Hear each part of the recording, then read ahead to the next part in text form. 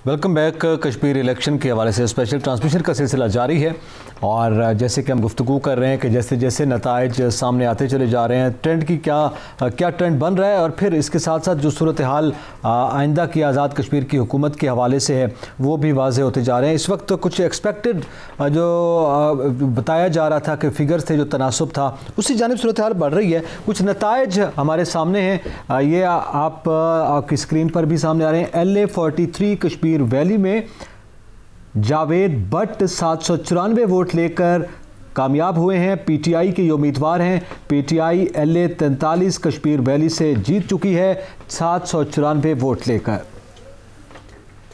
ये नतीजा है LA26 नीलम 2 का, जहां पे मियां अब्दुल वहीद, जिनका ताल्लुक पाकिस्तान पीपल्स पार्टी से है, 13,480 वोट लेकर कामयाब करार पाए हैं। मियां अब्दुल वहीद पाकिस्तान पीपल्स पार्टी के कामयाब हुए हैं यहां से। ये नतीजा है LA37 का जम्मू 4 का, और जहां पे मोहम्मद अकमल सरगाला PTI के उम्मीदवार हैं, 22,892 वोट हासिल किए हैं और सरे फहरिस्त हैं। अगला नतीजा आपके सामने हम आपके साथ शेयर कर रहे हैं LA25 नीलम 1 का, जहां पे पाकिस्तान मुस्लिम नून के शाह गुलाम कादिर 14,326 वोट लेकर कामयाब करार पाए हैं।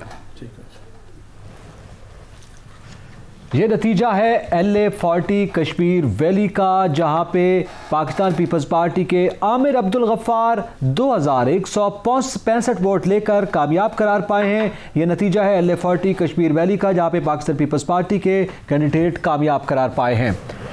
अगला नतीजा है LA1 मीरपुर 1 का, जहां पे अजहर सादिक पाकिस्तान तरीके इंसाफ के कैंडिडेट हैं, जो 12,231 वोट लेकर कामयाब करार पाए हैं। अगला नतीजा आपके साथ शेयर करें LA35 गुजरावाला का, जहां पे चौधरी मकबूल अहमद गुज्जर, जो कि PTI के कैंडिडेट हैं, ये 18,883 वोट लेकर कामयाब करार पाए हैं। चौधरी मकबूल अहमद गुज्जर कामयाब हुए हैं यहां से। अगला नतीजा LA30 हटिया बाला का, जहां पे चौधरी रशीद 17,756 वोट लेकर कामयाब करार पाए हैं। इनका ताल्लुक पाकिस्तान तहरीके इंसाफ से है। अगला नतीजा है LA36 सियालकोट का, जहां पे पाकिस्तान तहरीके इंसाफ के चौधरी मोहम्मद रशीद 22,096 वोट लेकर, ये हामिद रजा हैं, ये नाम में मेरे ख्याल में कहीं शायद गलती हुई है, लेकिन यहाँ पे कामयाब करार पाई है PTI। अगला नतीजा LA4 मीरपुर का, जहां पे चौधरी अरशद हुसैन 22,700 वोट लेकर कामयाब करार पाए। इनका ताल्लुक पाकिस्तान तहरीके इंसाफ से है। ये नतीजा आपके साथ शेयर करें LA42 कश्मीर वैली का, जहां पे मोहम्मद आसिम शरीफ पाकिस्तान तहरीके इंसाफ के कैंडिडेट हैं, जो 1,254 वोट लेकर कामयाब करार पाए हैं।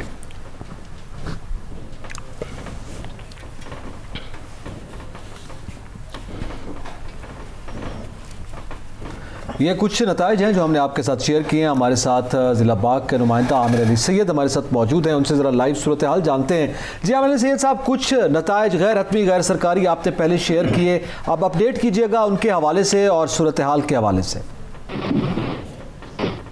आमिर अली सैयद, जो गैर हतमी और गैर नताइज वहाँ के जो 3 हल्के हैं, उनमें हल्का जो गरवी बाग है उसके 213 पोलिंग स्टेशन है टोटल, और उन टोटल 213 पोलिंग स्टेशन के जो नताइज हैं वो आ चुके हैं, और उनमें 29,561 वोट देकर जो सरदार अतीक अहमद खान साबिक वज़ीर-ए-आज़म भी हैं और NC के टिकट से वो लड़ रहे हैं, वो कामयाब हो चुके हैं, जबकि उनके मद्दे मुकाबल मेजर लतीफ़ खलीक ने 13,429 वोट दिए हैं। बाग के बाकी हल्का बस्ती और हल्का शर्की बाग के अभी लगभग 50 के करीब पुलिंग स्टेशन बाकी हैं जिनके रिजल्ट आना बाकी हैं, लेकिन जो यहाँ पे मौजूद जो लोग यहाँ पर रिजल्ट को देख रहे हैं, उनके मुताबिक ये है कि ये दोनों सीटें जो हैं पाकिस्तान तहरीके इंसाफ उम्मीद है कि जीत जाएगी।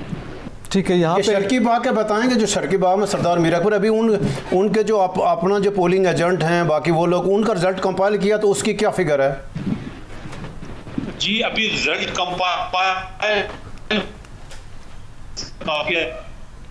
और जो अभी कंपाइल नहीं हुआ, लेकिन मेरे ख्याल में कुछ प्रॉब्लम भी आ रहा है गुफ्तगू में। अच्छा, इसी पे आगे बढ़ते हैं। राजा कबीर साहब, ये रिज़ल्ट आप पूछ रहे थे, जैसे अभी एमएलए सैयद साहब के आपके पास भी अभी कुछ ताज़ा तरीन सूरत है, ज़रा बाग की ये शर्की है जिसका जिक्र कर रहे थे, फिर हसन इब्राहिम साहब की ये खबर सामने आई है। बड़ी बात ये है कि अभी जो अहम, जैसे हम पहले बात कर रहे थे कि पाकिस्तान पीपल्स पार्टी ने बहुत अच्छा जो है ना रिज़ल्ट दिया है, और अभी तक उनकी 9 सीटें कंफर्म हुई हैं, जिसमें चौधरी यासीन साहब दोनों सीटों से जीते हैं इलेक्शन, कोटली की भी और चढ़ोई से भी। इस तरह कासम मजीद साहब इलेक्शन जीत चुके हैं, चकसवारी से फैसल राठौर साहब हवेली से जीत चुके हैं, सरदार याकूब साहब रावलाकोट से 1 सीट जीती हैं अपनी, और नीचे वाली सीटों हारे हैं। लतीफ़ अकबर साहब खावड़ा से पीपल्स पार्टी के सदर भी हैं, वो जीत गए हैं। इस तरह जावेद अयूब साहब जो कोटला मुजफ्फराबाद के एक एम एल का है, वहाँ से ये जीत गए हैं। मियाँ वहीद साहब वादी नीलम से जो लोअर यानी नीलम है, वहाँ से जीत चुके हैं। बाज़ल नकवी साहब जो गढ़ी दुपट्टा का हल्का है, साथ मुजफ्फराबाद के साथ अटैचड है, वो भी जीत चुके हैं। आमर गफ़ार लून जो कराची की सीट है जीत चुके हैं, और जावेद बडानवी साहब नाकियाल की ऑलमोस्ट उनके यानी 10 सीटें पीपल्स पार्टी की कन्फर्म हो गई। बाग जो ऐसे जैसे कि अभी रिजल्ट रुका हुआ है, सरदार यानी वो कमर जमान कहता है उन्हें कि उसमें और सरदार मीर अकबर ने क्या फ़र्क है, लेकिन ये बड़ी कामयाबी है पीपल्स पार्टी, पीपल्स से 4 सीटों से 10 सीटों पे 10 सीटों पे आए हैं। ये थोड़ा सा आगे बढ़ते हैं। मैं सैयद तरीन साहब कुछ गुफ्तगू पहले भी हो रही थी, अब ये बता रहे हैं जैसे राजा साहब के पाकिस्तान पीपल्स पार्टी की सीट जो है वो वहाँ पे बढ़ गई हैं, और ज़ाहिर है उसमें इजाफा हो रहा है, लेकिन पाकिस्तान तहरीक इंसाफ जो है यकीनी तौर पर वो जीत रही है। जी, आपने बिल्कुल ठीक कहा। मैं ज़रा अपना बुज़ुर्ग हैं हमारे नुसरत मिर्ज़ा साहब, मैं इनको कहूँगा किसी दिन ये एक कराची की सूरत हाल और सिंध की सियासत पर एक प्रोग्राम रखें और मुझे बुलाएँ। मैं शेख अयाज़ का जो है स्टूडेंट रहा हूँ, सोबो गयान चंदानी से मेरी नशिस्तें रही हैं, जाम सादक से मेरी नशिस्तें रही हैं, तो मैं कराची की सूरत हाल बहुत अच्छी तरह जानता हूं। और नुसरत मिर्ज़ा साहब, मुझे यह भी पता है कि रईस अमरोही साहब के घर कौन कौन आते थे और तंजीम कैसे बनी। इस पर कभी कोई प्रोग्राम आप रखें तो फिर डिटेल से आपसे बात होगी सारी कि दौस धांधली का आगाज़ कैसे हुआ कराची में। ठीक है, यह भी मैं जो पीपल्स पार्टी सीटें जीत रही है जी, वो बिलावल भुट्टो और पीपल्स पार्टी का, और वैसे भी कश्मीरी जो हैं, कश्मीरी भुट्टो साहब ने कहा था कि 1000 साल कश्मीर पर जंग लड़ेंगे, वो मोहब्बत है। पीपल्स पार्टी तो इक़्तिदार में नहीं है ना, तो ये अभी तक जितनी सीटें जीती हैं मैं समझता हूँ ये वो एक कंपेन उन्होंने बहुत अच्छी चलाई और लोगों को एक पैगाम दिया, और उन्होंने ये बताया कि हम कश्मीरियों के साथ खड़े हैं। ठीक है, यही वजह है कि जिसकी वजह से ये आगे से सूरत हाल चल रही है। ये सूरत हाल बढ़ रही है उनके हक में। ज़ाहिर है सियासी जमातों के हवाले से अप एंड डाउन भी होता है। दूसरा मेरे साहब, आपसे ये जानना चाहूँगा, ये ट्रेंड यकीनी तौर पर भी आप भी देख रहे हैं और आपका एक एक्सपीरियंस है, और ये सूरत हाल आज जो हम बताया जा रहा था कि ज़ाहिर है विफाक में जिसकी हुकूमत, कश्मीर में उसकी हुकूमत, आपने कहा बड़े मुनसिफाना और शफाफ इंतखाबात होते हैं, उसके नताइज जो आपके सामने आ रहे हैं, क्या पता दे रहे हैं आने वाली सियासत के हवाले से? नहीं, ये तो ठीक है ना कि जो तहरीक इंसाफ है वो तो हुकूमत बनाने जा रही है ना। यानी ओरिजिनली ये था, हमारे पास जो फिगर था, ओरिजिनल फिगर ये था कि 22 सीटें इनको मिलेंगी तहरीक इंसाफ को। अच्छा। और पीपल पार्टी को 10 सीटें मिलेंगी, और नून लीग को 9 से 7 के करीब का बातें कर रहे थे। अब मालूम नहीं है कि अब ये इसमें कोई अपसेट भी हो सकता है, अपसेट होने के बाद उसको 10 सीटें मिल सकती थी। अब ये क्या सूरत हाल होगी ये मुझे नहीं मालूम है। सही। और लेकिन लग ऐसा रहा है, क्या आप ये बताइए कि आगे हैदर जमान के जीत गए?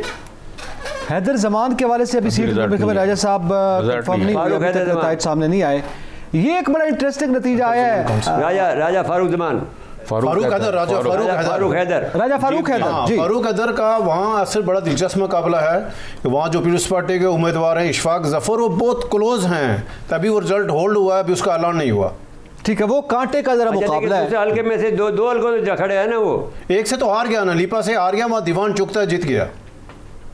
अच्छा, यहाँ जीत गया, हार गया। अच्छा, एक से हार गया। जी, एक पे हार गया। लेकिन एक जो है वीडियो लीक हुई है जिसमें ख्वाजा ये जो फारूक हैदर, राजा फारूक हैदर जो है गालियाँ दे रहा है बहुत बुरी। ये तो बहुत ख़राब बात है ना कि गालियाँ। वो तकिया कलाम है, वो मिर्ज़ा साहब, वो फारूक हैदर साहब का तकिया कलाम है। लेकिन आप यानी वहाँ पर जो है ऑलमोस्ट 95-90% जो है वहाँ पर शरह ख़वानदगी है, और वो वहाँ पर भी इस किस्म की बातें करे, ये जिसको इतनी इज्जत मिलती हो कि हर जगह पर इनको आगे बढ़ाया जाता था, और वो आखिर में ये कहे कि साहब मैंने सारी अपने असला निकाल के बाहर रखा हुआ, कोई आया गया तो मैं पीपल पार्टी के मैं ये कर दूंगा, मैं वो कर दूंगा, ये बात तो अच्छी नहीं है ना। आदमी का इलेक्शन भी लड़ रहे हैं, यकीनी तौर पर एथिकली हमें इस तरह की बदज़बानी कर रहे हैं, एथिकली हमें आगे बढ़ना चाहिए। अच्छा, इसमें कुछ आम से अभी हम जिक्र कर रहे थे सरदार इब्राहिम के बेटे हसन इब्राहिम, वो भी कामयाब करार पाए हैं। तो ये इसमें यानी जितनी तवक्को की जा रही थी ना कि सीटों के फ़र्क के हवाले से, उसमें यह है कि बड़ा क्लोज मार्जिन है, यानी पीटीआई का पीपल्स पार्टी के हवाले से अब बात करें या फिर नून लीग का, ज़रा यह है कि वो बड़ा गैप आ गया। ये जो हसन इब्राहिम है ये सरदार खालिद इब्राहिम के बेटे हैं और सरदार इब्राहिम के पोते हैं, और इनकी एक सीट वहाँ पर होती थी रावलाकोट में, और ये लोगों से बहुत राब्ते में रहते हैं। खालिद इब्राहिम साहब, खालिदी साहब भी जो हैं वो लोगों के, फिर उनकी वहाँ बिरादरी है, सही, वो मतलब सुदन बिरादरी जो है वो मतलब उनको सपोर्ट करती है। तो ये जब हम यहाँ बैठे थे गुफ्तगू करने से पहले, तो उस वक्त ही राजा साहब से जब ऑफ कैमरा बात हो रही थी, तो राजा साहब इस किस्म का इजहार कर रहे थे कि वहाँ पर जो है वो जीत जाएंगे, और वो जीत गए हैं। मैं ये समझता हूँ कि पीपल्स पार्टी की परफॉर्मेंस बहुत अच्छी रही है, कि पीपल्स पार्टी 2-3 सीटों वाली पार्टी थी आज़ाद कश्मीर में, एजेके में, और वहाँ से वो अगर 10 सीटें 12 सीटों पर आ गई हैं, तो इसका मतलब ये है कि पीपल्स पार्टी जो है वो न सिर्फ इलेक्शन जो है वो कश्मीर में जीतने की तरफ जा रही है, बल्कि फ्यूचर में जो है वो मेरे ख्याल में पीपल्स पार्टी पंजाब के लिए भी जो नई सफ़बंदियाँ हो रही हैं, मैं समझता हूँ आज़ाद कश्मीर का इलेक्शन उसकी बुनियाद है। और फिर जब पीपल्स पार्टी वहाँ से जीत जाएगी, जैसे अभी जीती है कराची की एक सीट पर, तो नुसरत मिर्ज़ा साहब कह रहे थे कि जी दोन धांधली से 8 सीटें इधर भी जीत ली हैं, फिर ये पंजाब से भी जीत लेंगे, तो फिर धांधली के इल्ज़ाम तो लगते रहते हैं, लेकिन कहीं वो चीज़ें हो नहीं सकती। इस दफ़ा मैं समझता हूँ कि बिलावल भुट्टो जरदारी ने जिस तरह कैंपेन चलाई है और जिस तरह उन्होंने बातें की हैं और जिस तरह कश्मीरियों के साथ खड़े हुए हैं, उसका असर नज़र आया है। और फिर पीपल्स पार्टी जो है जो आज तो नहीं बनी ना कि किसी ने आज उठा के बना दिया हो कि आप आ जाओ जी, 4-6 इधर लोग तोड़ के 4-6 इधर लोग अपनी मर्जी की बना दी पार्टी और कहा जी आ जाएं, ऐसा नहीं है। और वो पार्टी इस पर थोड़ा सा मैं जो सजातुद्दीन साहब ने बात की है, पीपल्स पार्टी की ये खूबी है कि जो उन्होंने आज़ाद कश्मीर का इलेक्शन वो टीम वर्क के तौर पर लड़ा है। अच्छा, उनका पीपल्स पार्टी आज़ाद कश्मीर के सदर, पीपल्स पार्टी आज़ाद कश्मीर सारी लीडरशिप, और पाकिस्तान की जो पार्टी ने डायरेक्ट उसको कंट्रोल किया, मॉनिटर किया। जब बिलावल भुट्टो गए अमेरिका, तो फौरी तौर पर यूसुफ रज़ा गिलानी साहब, आसफा भुट्टो साहब, खुद जो फरियाद तालपुर, फौरी तौर पर जो मुज़फ़्फ़राबाद, उन्होंने किसी जगह पे स्पेस नहीं दिया, भरपूर दिलचस्पी ली, भरपूर इलेक्शन मुहिम का हिस्सा लिया। तीजा ये हुआ कि 3 सीटों से आज वो 10 पे 5 किए हैं, तो यकीनी तौर पर अगर उनको और स्पेस मिलता है। हाँ, और उन्होंने स्टाइल जो है वो चेंज किया। अच्छा, फिर एक और सबसे अहम बात ये थी, जब इन्होंने वो टिकट वो तकसीम किए तो चंद हल्कों पर एतराज़ात है।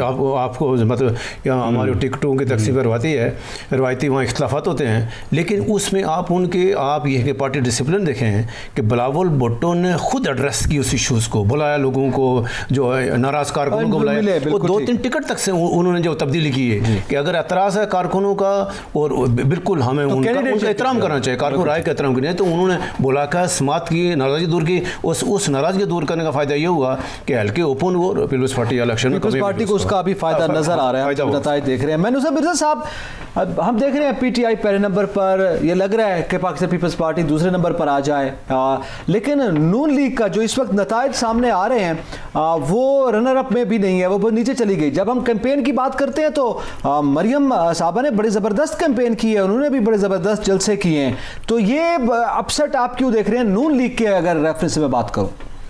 देखिए, बात यह है कि नून लीग का अगर आप फ़र्ज़ कर लीजिए कि अगर ये देखें आखिर में जो जाकर इसका मुलाकात हुई है NSA जो अफ़गानिस्तान का जो है वो एक बहुत नुकसान पहुँचाया है उसने, जो नवाज शरीफ से मुलाकात हुई है अफ़गानिस्तान के कौमी सलामती के मुशीर की, सही, हाँ, नेशनल सिक्योरिटी एडवाइज़र जो हैं, तो वो एक बहुत नुकसान बात है। और वैसे भी जो सारे पार्टियां जो हैं वो, बिलावल ने भी बहुत ज़्यादा तनकीद की है इनके पर, नून लीग पर।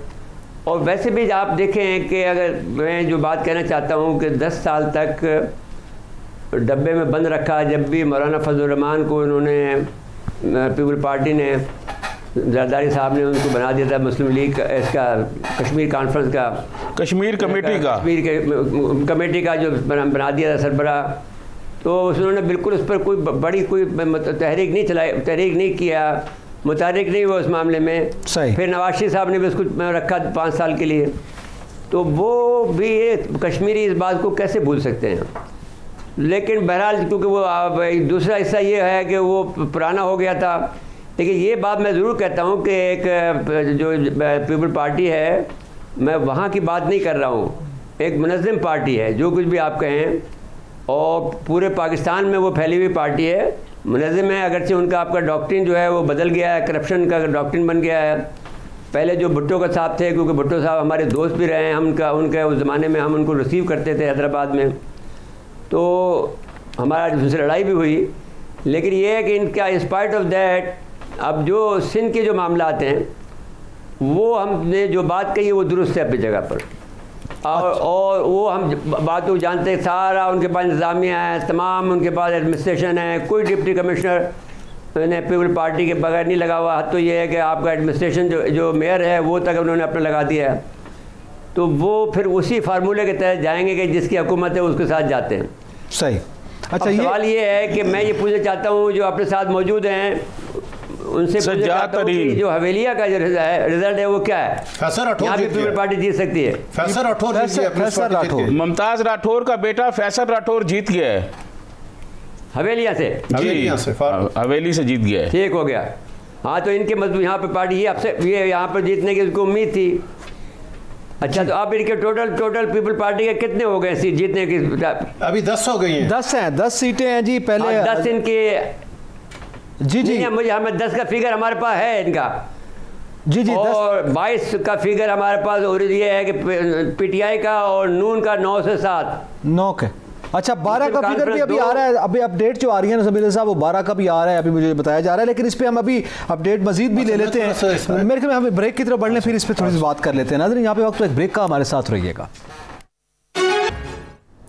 वेलकम बैक नाज़रीन, हम गुफ्तगू कर रहे हैं आज़ाद कश्मीर के इलेक्शन के हवाले से, और उसके जो अब तक नताइज सामने आ रहे हैं वो बड़े इंटरेस्टिंग भी हैं। यानी जो तवक्को की जा रही थी उससे ज़रा सूरत हाल अब तब्दील भी हो रही है, बिलखुसूस जब हम रनर अप और दीगर जमातों को, पीटीआई के अलावा, ज़ाहिर है पीटीआई इस वक्त जीत रही है और ये पहले से एक्सपेक्टेड रिज़ल्ट था। लेकिन उसके बाद जो दूसरे और तीसरे नंबर पर आने वाली जमातें हैं उसके हवाले से बड़े अपसेट सामने आ रहे हैं। अभी राजा साहब आप गुफ्तगू कर रहे थे, ज़रा बताइएगा कि ये पीपल्स पार्टी का जिक्र हो रहा था और नून लीग कहाँ पर खड़ी है? जो मिर्ज़ा साहब बात कर रहे थे, या जो ये जो यानी वो तसर है जी कि जो आज़ाद कश्मीर नून लीग को जो शिकस्त हुई है, वो किसी नून लीग की जो वफाकी पार्टी किसी पॉलिसी को ऐसा नहीं है कि जो आज़ाद कश्मीर जो नून लीग की हुकूमत रही है, जो उस वक्त के जो वज़ीर-ए-आज़म थे, वज़रा थे, वो उनकी बैड गवर्नेंस की वजह से, उनकी कारकुन कुछ पॉलिसियों की वजह से एक सख्त रद्द-ए-अमल था उनकी तर्ज़ हुक्मरानी पे, उसके ऊपर सख्त रद्द-ए-अमल हुआ और हर हल्के में से जो सीनियर कारकुनान थे वो सारे के सारे भागे। और इसके यानी जो एमएलए था, जब उसकी परफॉर्मेंस डिबेट हुई तो वहाँ उसको शिकस्त का सामना करना पड़ा। और आप इसका अगर जायज़ा लें, इस टाइम जो सीनियर वज़ीर, बहुत ताकतवर वज़ीर थे, चौधरी तारुफ फारूक, वो शिकस्त उनको हो गई। हवेली से चौधरी अजीज़ साहब बहुत ताकतवर वज़ीर थे अपने दौर के, और उनको शिकस्त हो गई है। इसी तरह के साथ और जो बड़े जो मतलब जो कद काट के लीडर थे, सारे के सारे उनको जो है शिकस्त उल्टे गए। और देखो, आज़ाद कश्मीर में से इस वक्त सिर्फ 2 सीटें जो कन्फर्म हुई हैं मुस्लिम नून की, वो भी माजरीन से, एक तो राजा सदीक साहब जो यानी जम्मू 6 से, दूसरा अहमद रज़ा कादरी जो वैली 5 से, इस्लामाबाद से, ये 2 सीटें हुई हैं। अभी फारूक अदर साहब की सीट भी हो गई है, वो हुसैन चकार से, और शाह गुलाम कादर की नीलम से, 4 सीटें अभी उनकी। और उसकी जो बरनाला की जो उनकी सीट है, जो कर्नल वकार नूर, उसका के वो खासी लीड पे है, शायद वो भी जिला है। यानी इस वक्त नून लीग जो पाकिस्तान माजरीन की सीटों समेत वो 5 पे आकर सुकड़ गई है। यानी 36 रुकनी जो पार्लियामेंटी पार्टी थी वो 5 पे पहुंच गई है। और ये पीपल्स पार्टी ने इंप्रूव किया है। पीपल्स पार्टी ने बहुत बेहतरीन 11 पे कहा कि उन्होंने भरपूर मुहिम चलाई, सही, और ऑर्गेनाइज मुहिम चलाई है। उन्होंने टॉप लीडरशिप से लेकर एक कारकुन तक मिलके जो कमांड के तहत नज़्म के तहत उन्होंने। अच्छा, ये सजाद तरीन साहब अभी जैसे ये बात कर रहे हैं कि हम दूसरी और तीसरे नंबर पे आने वाली, आम तौर पे ये तवक्को थी कि नून लीग दूसरे नंबर पे आ जाएगी और पीपल्स पार्टी तो बिल्कुल ही, क्योंकि कैंपेन का जब हम जिक्र करते हैं तो मरीम नवाज़ की कैंपेन बहुत बेहतर थी, मरीम साहबा की, और बिलावल भुट्टो जरदारी साहब ने कैंपेन की, लेकिन वो मीनवाइल अमेरिका चले गए और इस दौरान कैंपेन का सिलसिला उनका मुअत्तल हो गया। ये हुआ क्या है? देखें, मैं समझता हूँ कि पीपल्स पार्टी को एक समझने एक हौसला मिला है। पीपल्स पार्टी का जो पंजाब का कारकुन है, देखें कश्मीर का बहुत इम्पेक्ट है पंजाब पर, और बहुत सारे जो कश्मीरी हैं वो आबाद हैं पंजाब में, गुजरांवाला में, शेखुपुरा में, लाहौर में। तो मैं ये समझता हूँ ये एक बड़ा इम्पैक्ट पीपल्स पार्टी को एक बूस्ट मिला है, बूस्टर आप इसको कह सकते हैं, कि इसी को सामने रखते हुए अब पीपल्स पार्टी पंजाब में मुतहरक होगी। और पीपल्स पार्टी को अब एक मंजिल नज़र आ रही है कि अगर उसके लीडरशिप वहाँ मेहनत करे और लोगों से रब्ता करे तो जिस तरह कश्मीर में उन्होंने हैरत अंगेज़ नताइज दिए हैं वो पंजाब में भी दे सकते हैं। और पीपल्स पार्टी में ये सलाहियत मौजूद है। पीपल्स पार्टी में लोग हैं, ये नहीं पर नाराज़ होकर घर बैठ जाते हैं, पोलिंग वाले दिन नहीं आते, जिसकी वजह से पंजाब में पीपल्स पार्टी को जो है मायूसी का सामना करना पड़ा। ये मैं समझता हूँ कि जिस तरह राजा साहब बता रहे हैं कि कश्मीर में ऊपर से लेकर नीचे तक तमाम जो पाकिस्तान में लीडरशिप थी वो, जो कश्मीर में लीडरशिप थी वो, जो कारकुन थे वो, और फिर असल में टिकटों की तकसीम का जो मामला है उस पर पीपल्स पार्टी ने बहुत होमवर्क किया है। और पीपल्स पार्टी के जो लोग चेहरा थे, जिनको फेस कह सकते हैं आप AJK में पीपल्स पार्टी का, उन लोगों को वोट, उन लोगों को टिकट दिया गया है और कारकुन उनके साथ खड़े रहे हैं। और जिस तरह के भी हालात रहे हैं उन हालात में वो अपने उम्मीदवारों के साथ रहे और उन्हें जितवाया गया है। देखें, अब मैं आपको एक और बात बताऊं, एक छोटी सी बात मैं कहना चाहता हूं एतजाज़ नकी साहब, कि अब जिस तरह पीपल्स पार्टी ने वहां से इलेक्शन जीता है, अब ये मेरे ख्याल में किसी पार्टी के पास ये जवाब नहीं है कि कोई कहे धांधली हुई है। मेरा नहीं ख्याल कोई धांधली, अगर धांधली होती तो फिर पीपल्स पार्टी इतनी सीटें नहीं ले सकती थी। मैं समझता हूं कि इलेक्शन जो है, एक इलेक्शन शफाफ कह सकते हैं हुआ है, और दूसरा आप ये कह सकते हैं कि मजमूई तौर पर जो इलेक्शन है वो पुरअमन रहा है। एक दो छोटे छोटे वाक़यात हुए हैं, उसके अलावा पूरी जो आज़ाद कश्मीर का इलेक्शन है तकरीबन मजमूई तौर पर पुरअमन रहा है। जी, वो पुरअमन रहा है। उसमें जो अहम बात थी, एक और बड़ी जमात थी मुस्लिम कॉन्फ्रेंस, जो ये बड़ी जमात रही है। और अफसोसनाक बात यह है कि अभी वो एक सीट पे आई है। अच्छा, ये क्या मुस्लिम कॉन्फ्रेंस हुआ क्या? असर ये था कि 4-5 सीटों में, और अभी जब इसका ये हुआ कैंडिडेट जो है वो शिफ्ट हुए, नहीं ऐसा नहीं था। सरदार सिकंदर याद साहब जो एक बहुत आज़ाद कश्मीर की बड़ी जो कदावर सियासी शख्सियत हैं, उनके मुस्लिम कॉन्फ्रेंस में शमूलियत की वजह से ये तसर था या एक इम्कानात थे शायद मुस्लिम कॉन्फ्रेंस से खासी यानी सीटें लेगी, उनका एक अपना हल्का अहबाब था, वोट बैंक था। तो वो सारे का सारा जो एक तवक्कात लेकर आगे आई थी मुस्लिम कॉन्फ्रेंस या सरदार अतीक साहब, वो बुरी तरह के साथ पिटा है और उसको वज़ीराई नहीं मिल सकी है। उसकी वो कोटली से हार गए हैं, वो इस तरह के साथ बरनाला से हार गए सरदार अतीक साहब, सिर्फ एक सीट सरदार अतीक साहब अपनी जीते हैं, जबकि कोटली सरदार सिकंदर का अपनी सीटें यानी सिकंदर साहब दोनों सीटें हार गए। तो ये एक बड़ा एक लामा फिक्री है, और यानी सियासी कारकुनों के लिए और सियासी लीडरशिप के लिए आज़ाद कश्मीर के लिए कि अगर आप बार बार जमातें बदलेंगे, बार बार नज़रियात बदलेंगे तो फिर उसका अंजाम ऐसी तो लोग एतमाद करना अगर सिकंदर याद साहब नून लीग के साथ रहते तो यकीनी तौर पर नून लीग को फ़ायदा होना था, फारूक अदर का फ़ायदा, सिकंदर साहब की ज़ात को ही फ़ायदा होना था। लेकिन ज़रा उन्होंने फौरी तौर पर डिसीजन लिया कि मुस्लिम लीग से अलग हुए, और आज उनके लिए वहाँ एक आखिरी उम्र में उनके लिए मुश्किल पेश आई। अच्छा, इसी में जैसे अभी राजा साहब ने भी कहा कि ये कैंडिडेट बदले, ये सारी सूरत हाल, ये तमाम तर फैक्टर्स हैं। जादरी साहब, इससे पहले हम ये बात कर रहे थे और बार बार ये बात होती रही कि कश्मीर के इलेक्शन में जनाब शेख, आप ये बात कर रहे थे कि शेख साहब ने ऐलान कर दिया तो बाई डिज़ाइन है, इलेक्शन को मैनेज किया गया है, इलेक्शन के हवाले से, कश्मीर के इलेक्शन के हवाले से सूरत हाल जो है वो पहले से तयशुदा है। लेकिन अभी जब ये सूरत हाल सामने आना शुरू हुई है, आप क्या समझते हैं? क्योंकि ये भी राय थी कि दूसरे नंबर पर पीपल्स पार्टी आ सकती है क्योंकि वो भी मैनेज हो चुकी है। नहीं, शेख रशीद साहब जो थे वो, उनकी हमेशा जो वो पहले पेशन गोइयाँ करते रहते हैं, वो उनकी बहुत सारी पेशन गोइयाँ पहले भी नाकाम हुई हैं, कुर्बानी से पहले कुर्बानी की बातें। और जिस तरह वो कह रहे थे कि 2-3 सीटें जो है वो पीपल्स पार्टी लेगी और एक आधी सीट जो है वो नून लीग लेगी, और जिस तरह वो बड़े दबंग अंदाज में कह रहे थे, उससे ये लग रहा था कि वो इलेक्शन मैनेज हो गया है सारा। लेकिन जिस तरह के नताइज आए हैं और जिस तरह के मतलब बताया जा रहा है कि 10 से ज़्यादा सीटें पीपल्स पार्टी वहाँ AJK में ले रही है, अभी गैर इस गैर हतमी, लेकिन उनके जो पीपल्स पार्टी के जो कैंडिडेट हैं उनका मार्जिन इतना ज़्यादा है कि बाकी नताइज आने तक भी वो मार्जिन पूरा नहीं हो सकता। 10-10 हज़ार 12-12 हज़ार की लीड पर हैं लोग।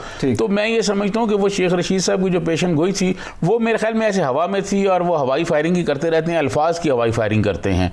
तो वो उनको भी शायद सूरत हाल का पता नहीं था कि असल में क्या सूरत हाल है। पीपल्स पार्टी ने बड़ी परफॉर्मेंस दिखाई है जी, मैं समझता हूँ।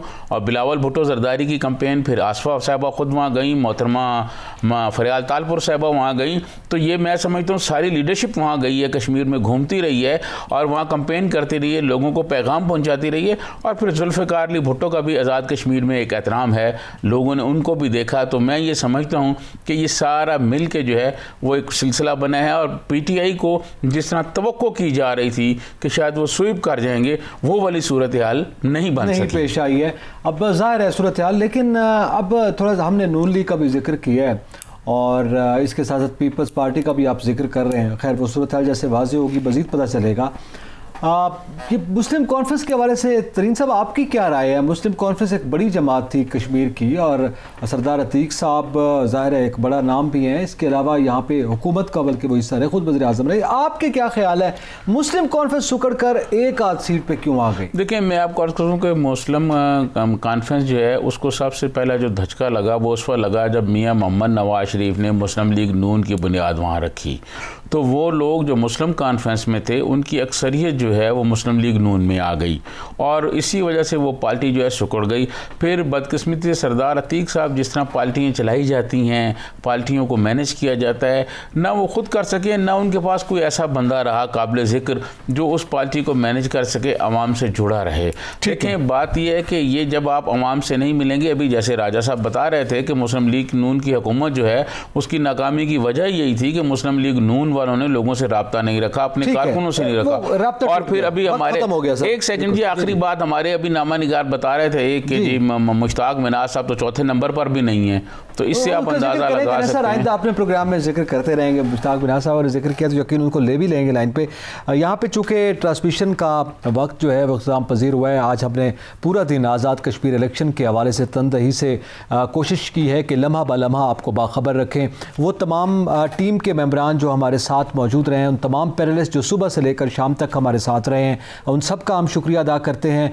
पूरी जो इस आज़ाद कश्मीर इलेक्शन की पूरी टीम है ट्रांसमिशन के हवाले से काम करने वाली की, उनका भी हम शुक्रिया अदा करते हैं और उन सबको मुबारकबाद पेश करते हैं। कामयाबी के साथ ये ट्रांसमिशन जो है अपने अख्ताम को पहुँची है। एतजाज़ नकी को और Azad Kashmir election transmission team को इजाज़त दीजिए। अल्लाह हाफ़िज़।